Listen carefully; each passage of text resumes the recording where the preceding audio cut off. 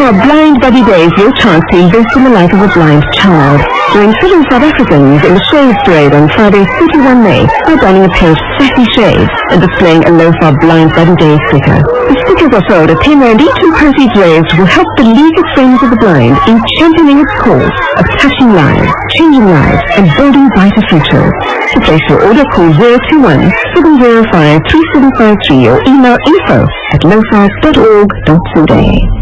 In Pushada 89.5%, this is Secretary of Building Relation Body Matter. We are focusing on labor issues every day at Thursday, and we can now on the line. I'm joined by Janine Everson, Academic Director at the Center for Coaching at UCT's Guide Business.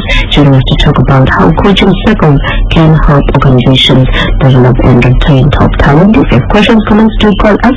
The number is 214486266 214486266 or send an SMS to 32158. 32158. It costs £1. Remember, free SMSs do not apply. Janine, welcome and thank you for joining us. Yes, thank you. It's a great pleasure to be on your radio. So please, Janine, when we talk about coaching, let's go back. What are we talking about? Okay, so this style of coaching, because there are many styles, is a particular, it's called integral coaching, and it's about working with people, one human being to the other, to look at what it is about you that is causing you to experience life or a situation or something at work as a problem. So, or even be an opportunity. So coaching is not necessarily in the context of something negative. So for example, I might be a very talented person in the business, but it might be that I don't quite know how to be at my best in this new role I've been promoted to. And this coaching looks at saying, I need to understand how you think, how you feel, how you are in the world, and what is it that causes this to be difficult for you to step into. And so we do not give advice. We do not tell you what to do. We are not there to mentor or to be consultants or to advise. We're there to build your capacity so that you can step into those places under your own steam. Interesting. And how big is the concept of coaching here in South Africa? Is it something that people are aware of, or they want to do it, or it's... You know, it's interesting. 12 years ago, when we opened the center, people had no idea what coaching was. It was truly, it was, okay, what football team do you coach? That was the question. So, but now it's amazing. There are many schools of coaching. There are many organizations. Most blue chip organizations have HR professionals who are very clued up as to what coaching is and isn't.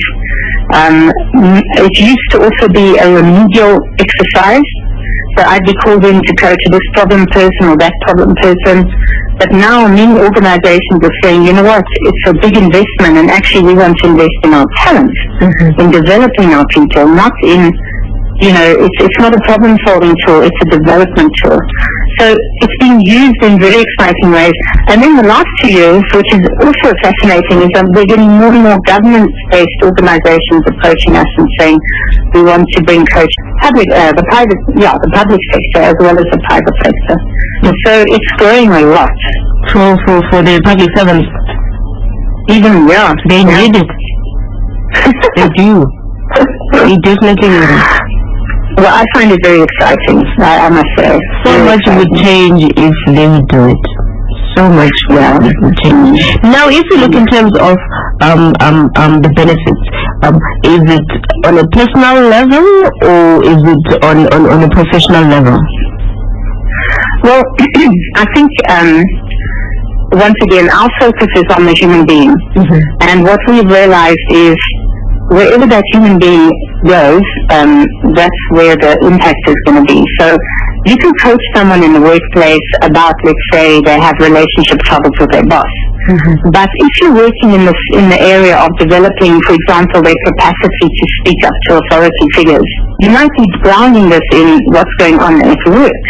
But you'll find that sooner or later they're going to come back to you and say, you know what, I thought about what I practiced at work and how I was able to speak to my boss differently. And I decided to try that with my grandfather or my father-in-law or an uncle that's been annoying me. And this is what happened. So I think the spirit of what we do is we take whatever the person brings, and sometimes they bring challenges from their personal life, sometimes from the work life, but then they are left able to self-generate these new competencies into the other parts of their life. So it impacts everywhere. It's not just a work thing. Now, introducing the new training technique, the coaching circle, what makes it unique or different from other conventional training programs? Yeah. Okay, so Circle is something that we developed here at the Center for Coaching that we've been rolling out worldwide, and we do a lot of work up into Africa, Kazakhstan, Australia, Papua New Guinea, London, all over the place. And what makes coaching circles really amazing is you give people the principles of how to coach.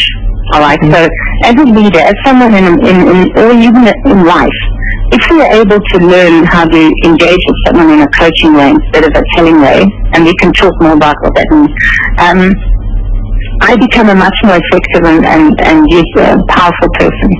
So a circle means I put together, say 5 or 8 people together in literally a circle. We sit in a circle, and there's a professional coach who sits in that circle, and they help to make sure that the people in the circle work with each other in a coaching way. So one would raise something that's troubling them or that they're stuck with. So let's say the one person might say, my team is driving me crazy. They're just not proactive.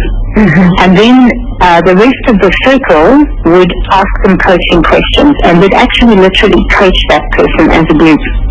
And the facilitator coach, the professional coach who sits there, is there to monitor that the people in the circle don't deviate into giving advice or telling or being judgmental, that they follow the coaching theory and they adopt that style of working. And what happens is people sit there and for the first time they look at each other as human beings. We ran some coaching circles in a mine in the Northwest Province where we had the union leader, the mine manager, the shift bosses, people who've never spoken to each other a good word in their lives. And we went through this process, and for the first time they said, I didn't know